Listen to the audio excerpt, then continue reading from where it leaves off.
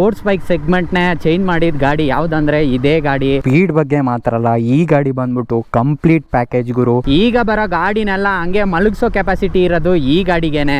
ನಮಸ್ಕಾರ ಕರ್ನಾಟಕ, ಮತ್ತೊಂದು ವಿಡಿಯೋಗೆ ಸ್ವಾಗತ. ಇವತ್ತು ವಿಡಿಯೋದಲ್ಲಿ ಯಾವ ಬೈಕ್ ತಂದಿದ್ದೀನಿ ಅಂದ್ರೆ the baby fire blade CBR 250R. ನೋಡಿ ಏನ್ ಸಕ್ಕದಾಗಿ ಕಾಣಿಸ್ತಾ ಇದೆ. ಇದರಲ್ಲಿರೋ ಕಲರ್ ನೋಡಿ ಗುರು, ಹಂಗೆ ಚೆರಿ ರೆಡ್ ಏನ್ ಬ್ಯೂಟಿಫುಲ್ ಆಗಿ ಕಾಣಿಸ್ತಾ ಇದೆ ನೋಡಿ. CBR ಅಂದ್ರೆ ಕ್ರಾಸ್ ಬೀಮ್ ರೇಸರ್ ಅಂತ 1983 ಹೋಂಡಾ ನಮ್ಮ ಇಂಡಿಯಾದಲ್ಲಿ ಇದೆ.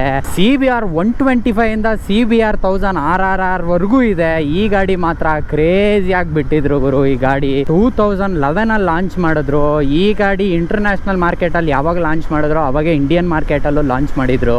ಆ ಟೈಮ್ ಅಲ್ಲಿ ಇದ್ರ ಜೊತೆ ಕಾಂಪಿಟೇಷನ್ ಅಲ್ಲಿ ಯಾವ್ದಿತ್ತು ಅಂದ್ರೆ R15 ಇತ್ತು, 220 ಇತ್ತು. ಅದಕ್ಕೆಲ್ಲದಕ್ಕಿಂತ ಬೆಟರ್ ಆಗಿ ಈ ಗಾಡಿನ ಲಾಂಚ್ ಮಾಡಿದ್ರು. They call me OG.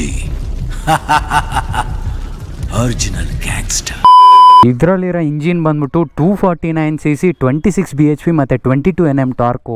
ಈ ಗಾಡಿ ಪವರ್ ಮಾತ್ರ ಸೂಪರ್ ಆಗಿದೆ ಗುರು. ಈ ಗಾಡಿ ಇನಿಷಿಯಲ್ ಅಲ್ಲಿ ಅಷ್ಟೊಂದು ಪವರ್ ಮಾತ್ರ ಟಾರ್ಕ್ ಫೀಲ್ ಆಗಲ್ಲ. ಅದೇ 7000 ಇಂದ 8000 RPM ಹೋಗ್ಲಿ ಗುರು. ಇದ್ರಲ್ಲಿರೋ ಪವರ್ ಡೆಲಿವರಿ ಮಾತ್ರ ಕ್ರೇಜಿ ಆಗಿ ನುಗ್ಗುತ್ತೆ. ನೀವು ಅನ್ಕೊಳೋದೇ ಇಲ್ಲ ಈ ಗಾಡಿ ಎಲ್ಲ ಇಷ್ಟೊಂದು ಹೋಗುತ್ತೆ ಅಂತ.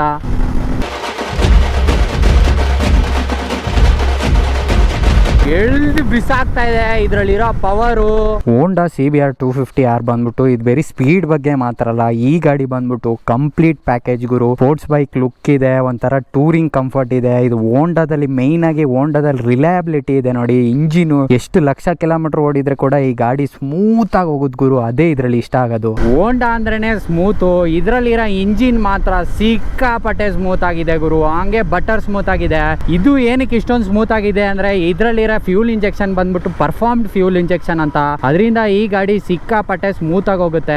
ಇದರಲ್ಲಿರೋ ವೀಲ್ಸ್ ನೋಡಿದ್ರೆ 17 ಇಂಚ್ ವೀಲ್ಸ್ ಕೊಟ್ಟಿದ್ದಾರೆ. ಫ್ರಂಟ್ ಅಲ್ಲಿ ನೋಡಿದ್ರೆ 110 ಸೆಕ್ಷನ್ ಕೊಟ್ಟಿದ್ದಾರೆ. ಅದೇ ರೇರ್ ಬಂದ್ರೆ 140 ಸೆಕ್ಷನ್ ಕೊಟ್ಟಿದ್ದಾರೆ. ಮತ್ತೆ ಹೋಂಡಾದಲ್ಲಿ ಇನ್ನೊಂದು ವಿಷಯ ಏನಂದ್ರೆ ಇದರಲ್ಲಿರೋ ಇಂಜಿನ್ ರಿಲಯಬಿಲಿಟಿ ಮಾತ್ರ ಕ್ರೇಜಿ ಆಗಿ ಕೊಟ್ಟಿದ್ರು. ಲಕ್ಷ ಕಿಲೋಮೀಟರ್ ಓಡಿದ್ರೆ ಕೂಡ ಈ ಗಾಡಿ ಒಂಥರ ಇಂಜಿನ್ ಪ್ರಾಬ್ಲಮ್ ಬರ್ತಾ ಇರ್ಲಿಲ್ಲ, ಕ್ಲಚ್ ಪ್ಲೇಟ್ ಪ್ರಾಬ್ಲಮ್ ಬರ್ತಾ ಇರ್ಲಿಲ್ಲ. ಅಷ್ಟು ಸ್ಮೂತ್ ಆಗಿತ್ತು, ಅಷ್ಟು ರಿಲಯಬಿಲಿಟಿ ಆಗಿತ್ತು. ಅದಕ್ಕೆ ಎಲ್ಲರೂ ಹೋಂಡಾನ ಚೂಸ್ ಮಾಡ್ತಾ ಇದ್ರು.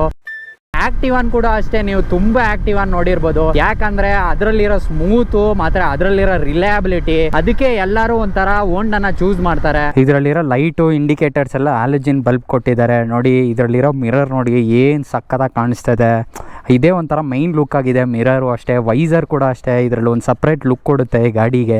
ಆಗ ತುಂಬಾ 150cc ಮತ್ತೆ 100cc ಬೈಕ್ ಮಾತ್ರ ಇರ್ತಿತ್ತು. ಅದನ್ನ ನೋಡಿ CBR ಅವ್ರು ಬಂದ್ಬಿಟ್ಟು 250cc ನ ಲಾಂಚ್ ಮಾಡಿದ್ರು. ಅದೇ ಈ ಗಾಡಿ ಬಂದಾಗ ಸ್ಪೋರ್ಟ್ಸ್ ಬೈಕ್ ಸೆಗ್ಮೆಂಟ್ ನೇ ಚೇಂಜ್ ಮಾಡಿದ ಗಾಡಿ ಯಾವ್ದಂದ್ರೆ ಇದೇ ಗಾಡಿ. ನೋಡಿದ ತಕ್ಷಣ ಹೇಳ್ಬೋದು ಈ ಗಾಡಿ ಬಂದ್ಬಿಟ್ಟು ಜಪಾನೀಸ್ ಸ್ಪೆಕ್ಸ್ ಅಂತ. ಅಷ್ಟು ಸಕ್ಕದಾಗಿತ್ತು ಈ ಗಾಡಿ ನೋಡಕ್ಕೆ. ಶಾಕ್ ಅಬ್ಸರ್ ಕೂಡ ಸಕ್ಕದಾಗಿದೆ ಗುರು ಈ ಗಾಡಿಯಲ್ಲಿ. ನೋಡಿ ಇಂಥ ರೋಡ್ಸ್ ಅಲ್ಲೂ ಅಷ್ಟೇ ಸಕ್ಕತ್ ಸ್ಮೂತ್ ಆಗಿ ಹೋಗ್ತಾ ಇದೆ. ಇದರಲ್ಲಿರೋ ಕಲರ್ ಕೂಡ ಅಷ್ಟೇ ಸಕ್ಕದಾಗಿದೆ. ನನಗೆ ಈ ಗಾಡಿಯಲ್ಲಿ ಪರ್ಸನಲ್ ಆಗಿ ಇಷ್ಟ ಆಗಿದ್ ಬಂದ್ಬಿಟ್ಟು HRC ಟ್ರೈ ಕಲರ್ ಇದೆ. ಆ ಎಡಿಷನ್ ಮಾತ್ರ ಸಕ್ಕದಾಗಿ ಕಾಣಿಸುತ್ತೆ ನೋಡಕ್ಕೆ. ಇದರಲ್ಲಿರೋ ಇನ್ಸ್ಟ್ರೂಮೆಂಟ್ ಕ್ಲಸ್ಟರ್ ಅಲ್ಲಿ RPM ತೋರಿಸುತ್ತೆ, ಸ್ಪೀಡ್ ತೋರಿಸುತ್ತೆ, ಆಮೇಲೆ ಈಟ್ ಎಷ್ಟಾಗಿದೆ ಈಟ್ ತೋರಿಸುತ್ತೆ, ಟೋಟಲ್ ಕಿಲೋಮೀಟರ್, ಈ ಕಡೆ ಪೆಟ್ರೋಲ್ ತೋರಿಸುತ್ತೆ ನೋಡಿ. ಇಲ್ಲಿ ತೋರಿಸುತ್ತೆ ಇಂಡಿಕೇಟರ್ ಲೈಟ್ಸ್.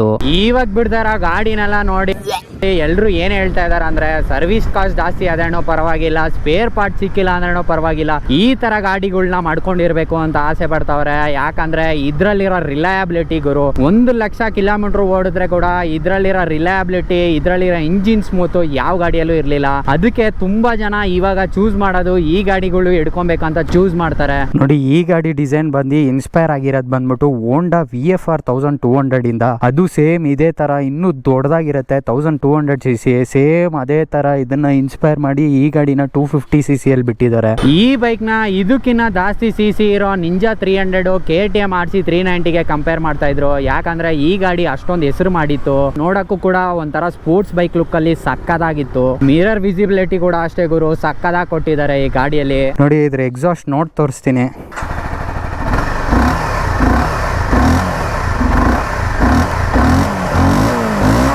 ಇದರಲ್ಲಿ ಸ್ಟೀಲ್ ಡೈಮಂಡ್ ಫ್ರೇಮ್ ಕೊಟ್ಟಿರೋದ್ರಿಂದ ಏನ್ ಅಡ್ವಾಂಟೇಜ್ ಅಂದ್ರೆ ವೆಯ್ಟ್ ರಿಡಕ್ಷನ್ಗಳು ಸೂಪರ್ ಆಗಿ ಮಾಡಿದ್ದಾರೆ.